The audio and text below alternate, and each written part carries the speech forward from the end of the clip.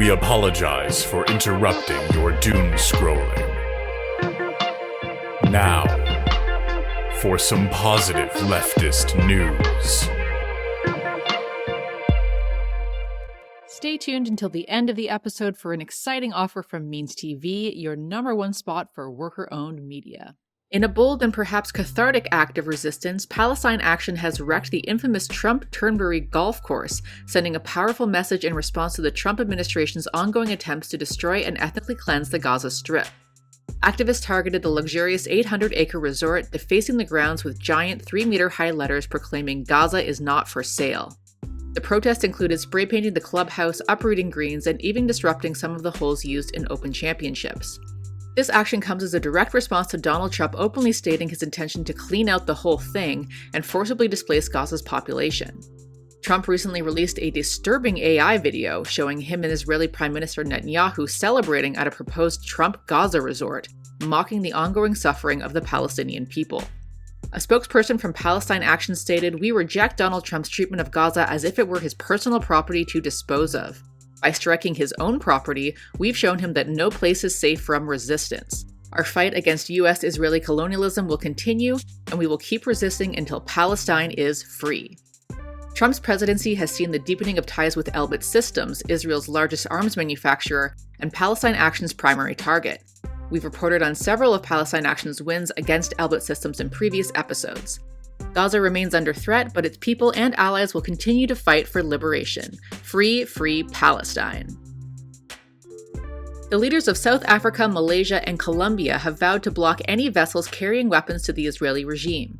In a joint article published this month in Foreign Policy, South African President Cyril Ramaphosa, Malaysian Prime Minister Anwar Ibrahim, and Colombian President Gustavo Petro reaffirmed their commitment to prevent military supplies from reaching Israel through their ports.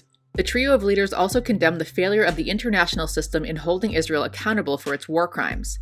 As the world watches, these three nations stand firm in their opposition to Israel's crimes, and we hope many more will join them.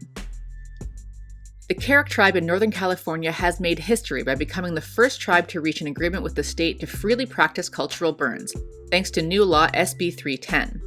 This law allows federally recognized tribes to conduct cultural burns without excessive state regulation, as long as agreements are made with the California Natural Resources Agency and local air quality officials. For over a century, the Karuk tribe was denied the ability to conduct cultural burns.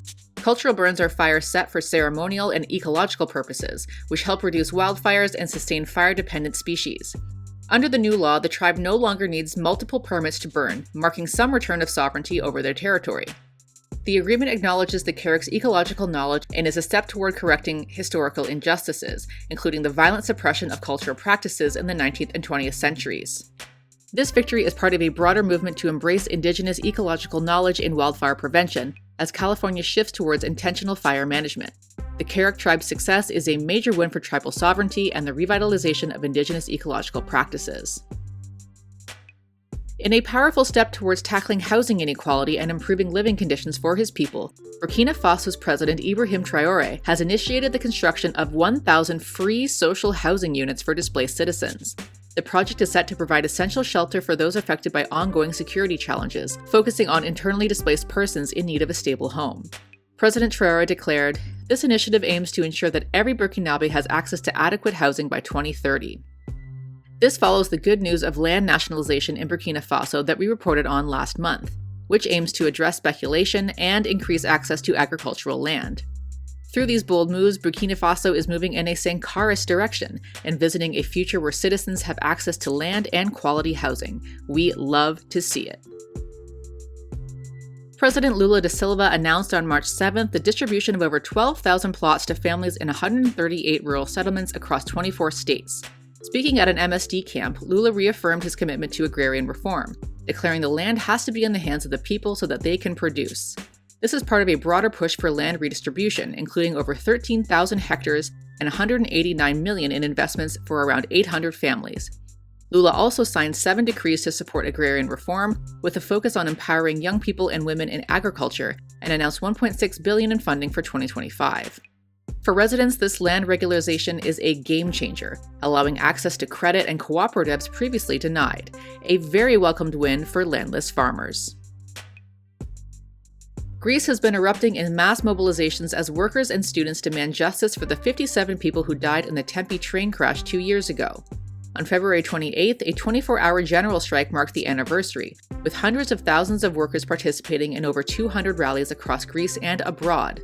The strike, organized by the All Workers Militant Front and trade unions, condemned the policies that led to the tragedy, particularly the capitalist drive for profit and the EU's push for railway market liberalization.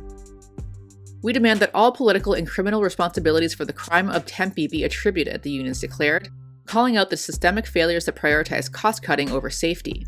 The crash occurred after years of warnings from unions about the risk of an accident, which both the Greek government and the EU ignored. Policies including dismantling safety systems, privatizing and understaffing the railways were blamed for the catastrophe. The strike also highlighted broader struggles: high prices, poverty, low wages, and the government's prioritization of military spending over public welfare. Their profits or our lives was the rallying cry uniting workers. The rallies across Greece show the masses are fed up. They are organizing for a fundamental shift away from profit-driven decisions that cost lives. All power to the people. Former Philippine President Rodrigo Duterte was arrested on March 11th at Manila International Airport after an arrest warrant was issued by the International Criminal Court. The charges against Duterte stem from his role in the brutal war on drugs that resulted in thousands of extrajudicial killings during his presidency from 2016 to 2022. The ICC's arrest warrant, issued on March 7th, directly links Duterte to a widespread and systematic murder regime under his administration, holding him responsible for crimes against humanity. Estimates of those killed during the anti-drug campaign range from 5,000 to 20,000 as police forces were encouraged to carry out violent crackdowns. The warrant also highlights Duterte's actions as a mayor of Davao City, where he was linked to the Davao Death Squad, a group accused of carrying out extrajudicial killings long before his presidency. His capture was met with overwhelming support from activists and left-wing groups, including the League of Filipino Students, who have long fought for accountability for the regime's human rights abuses. Amnesty International called Duterte's arrest a hopeful sign for victims in the Philippines and beyond, stating that it shows that suspected perpetrators of the worst crimes, including government leaders, can and will face justice. In a delightful win, over 200 employees at Sesame Workshop, the nonprofit behind Sesame Street, have announced their decision to unionize with OPEIU Local 153. The employees are coming together to ensure their voices are heard in decisions impacting job security, fair pay, and workplace conditions. Sesame Street has taught generations the importance of kindness, fairness, and standing up for what's right, said Phoebe Gilpin, Senior Director of Formal Learning. We believe Sesame Workshop should embody those same values by ensuring all workers have a voice in the decisions that affect us. Though the show's cast and crew have long been unionized, this marks the first time that Sesame Workshop's administrative staff have sought union representation. They join a growing movement of nonprofit employees across the country, represented by OPEIU's Nonprofit Employees United, who are fighting for better working conditions and fair treatment. The union makes us strong. In a major victory for workers' rights, the Washington Senate has passed Senate Bill 5041, which would provide unemployment benefits to workers who are on strike. The bill, approved on a 28-21 vote, ensures that workers can access unemployment insurance beginning the second Sunday after a strike starts, with a 1-week waiting period. This legislation also extends unemployment coverage to workers locked out by employers, an increasingly common tactic used during labor disputes. Backed by labor unions, the bill seeks to address the growing financial strain on workers engaged in prolonged strikes. Supporters argue that this protection is necessary as companies increasingly use long, drawn-out negotiations as a strategy, leaving workers without pay and at risk of financial ruin. This win for workers in Washington ensures that those fighting for fair pay and better working conditions aren't left to struggle financially during labor disputes. In a powerful display of solidarity, student workers at Clark University in Worcester, Massachusetts, launched a strike on March 14th, demanding their right to unionize and for better working conditions. Frustrated by low wages, inconsistent hours, and a lack of job security, students have been pushing the university to recognize their right to organize since the start of the school year. Holding signs reading "End Poverty Pay" and chanting "They say cutbacks, we say fight back," the striking students gathered outside the university's main entrance. Members of the Worcester City Council joined the picket line, showing support for the student workers. A letter signed by multiple city councilors called on Clark's administration to support a neutrality card check agreement with the students, arguing that the university is failing in its social justice commitment by denying student workers basic rights. This strike is just the latest chapter in a growing national movement for student workers' rights as they push back against exploitative labor practices at institutions that profit off their work. Students at Clark are making it clear, They won't stop fighting until they are recognized and respected for their essential labor. On March 8th, International Working Women's Day, millions of women across the world rallied against the systems of patriarchy, capitalism, and imperialism. In Latin America, women led massive demonstrations under the banner of transfeminism, anti-racism, and anti-capitalism. In Buenos Aires, thousands marched to Plaza de Mayo, denouncing neoliberal austerity measures and the oppression imposed by the Milei government. Former Congresswoman Miriam Bergman tweeted, "We are going to respond with all our strength." Across Mexico, nearly 200,000 women marched in Mexico City, demanding justice for victims of gender violence and femicide. In Ecuador, women marched against President Daniel Noboa's neoliberal policies, privatization of resources, and his handling of gender violence. Similarly, in Chile, protesters rallied against neoliberal policies, and in Brazil, women protested against rising far-right attacks on abortion rights and social inequality. Meanwhile, across Europe, women were resisting austerity, militarization, and far-right politics. In Greece, the Federation of Women linked March 8th actions to the broader fight for social justice after the Tempe train disaster.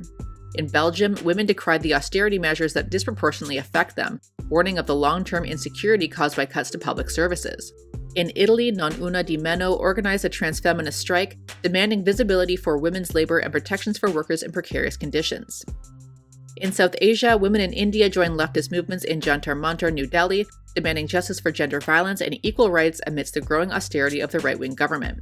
In West Bengal, thousands of women halted work on a coal mine that threatened their environment and livelihoods, forcing the state to temporarily suspend the project.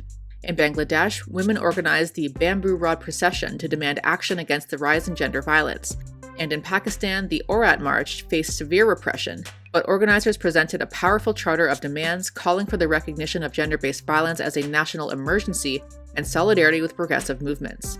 These marches are a powerful reminder that the struggle for women's rights is not just about gender, but about resisting the oppressive systems of capitalism, colonialism, and patriarchy. As these movements grow, it's clear that women's liberation is inseparable from the broader fight for a just, sustainable, and equal world. In a shocking but very welcome development, Republican lawmakers in Montana defied their party's hardline stance, joining Democrats to defeat two extreme anti-trans bills on March 6. This unprecedented move came after emotional speeches from two transgender representatives, who called on lawmakers to reject efforts to criminalize gender nonconformity and tear families apart. One of the proposed bills, introduced by Republican Caleb Hinkle, sought to ban drag shows and pride marches, falsely labeling transgender identity as a fetish. State Representative Zoe Zephyr, a trans woman, passionately denounced the bill, saying, "My life is not a fetish. When I go to walk my son to school, that's not a lascivious display. That is my family." In a rare display of cross-party support, Republican Sherry Essman also opposed the bill, urging lawmakers to trust the parents to do what's right and stop these crazy bills that are a waste of time. The bill was defeated 55-44, with 13 Republicans slipping to join Democrats. Another extreme bill aimed at removing transgender children from their families was defeated 71-27, with 29 Republicans breaking ranks. The battle for trans rights continues to escalate, but this victory in Montana shows that even in the face of a right-wing onslaught, solidarity and human dignity can still prevail. In a victory for wildlife conservation, India has doubled its tiger population in just over a decade, a remarkable feat that underscores the potential of concerted conservation efforts. From 1,706 tigers in 2010, the number has surged to around 3,682 in 2022, making India home to roughly 75% of the world's tigers. The transformation is nothing short of extraordinary, especially given the early 2000s warnings that tigers could be on the brink of extinction. Conservationists highlighted the importance of integrating local populations into conservation strategies. A study found that 25% of India's tiger habitats are prey-rich and protected, while another 45% of tiger habitats are shared with approximately 60 million people.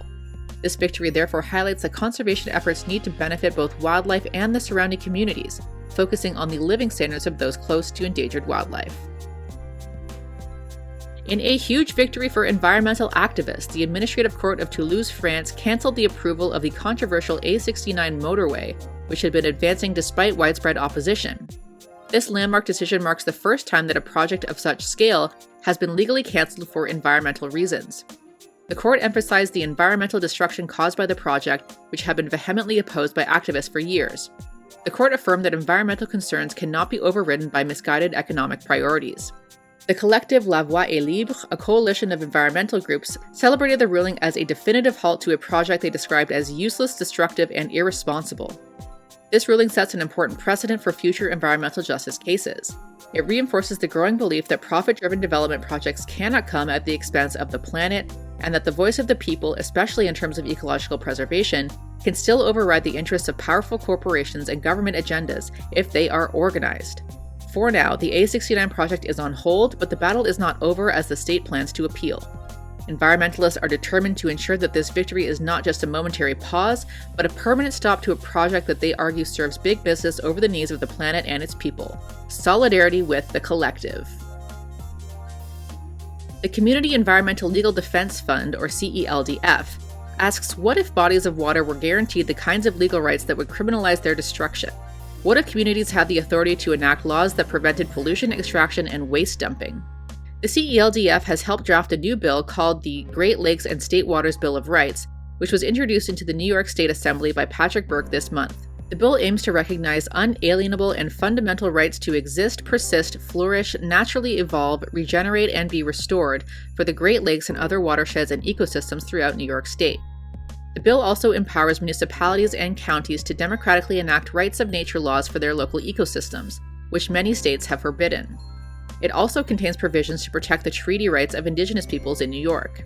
Clinician and public health educator Dr. Karuk Nation said this bill means communities having the freedom to finally decide what corporations can and can't do in their backyards. It means communities having the power to say no to outsiders who'd steal their resources and leave behind only contamination. It means having the ability to protect our waters, and therefore our health. It means justice. The Rights of Nature movement is an increasing avenue of action for environmental activists, who want similar laws passed in countries including Colombia, New Zealand, and Canada. PLN will be watching as this story unfolds. For those of you interested in supporting this, we'll put a sign-on letter in the description box along with a link to the organizer, who is always happy to talk to anyone wanting to pursue rights of nature laws in other locations. If you have good news from the current month, please send your stories to mexi@protonmail.com. And as mentioned, we have a special offer for viewers from MeansTV, which is a worker-owned cooperative dedicated to supporting and producing anti-capitalist media. The streaming service hosts us along with other rad creators like Second Thought and Luna Oi, full-length documentaries like Abby Martin's Gaza Fights for Freedom, and Means original content like Means Morning News, Seriously Wrong's Papa and Boy, and much more. We're happy to announce that we are now able to offer viewers a discount on joining MeansTV. If you sign up using our link and code, which is MEXI, you'll get 20% off your first month, which comes to $7.99. Or you could go with the annual option and get 20% off the entire year. Signing up using our code not only directly contributes to the financial sustainability of the Means Cooperative Media Project, but it's also a great way to support our channel. So if you have the means, consider taking us up on this discount. The link and code are in the description box below. Thank you to Javi for the positive news jams. Thank you to Cosmo for the positive news background. Thank you to Catherine and me for script writing and production. And yours truly again for hosting and editing this one. If you'd like to support the show, please go to patreon.com/positiveleftistnews. You can give us a one-time tip. The link is in the description box below.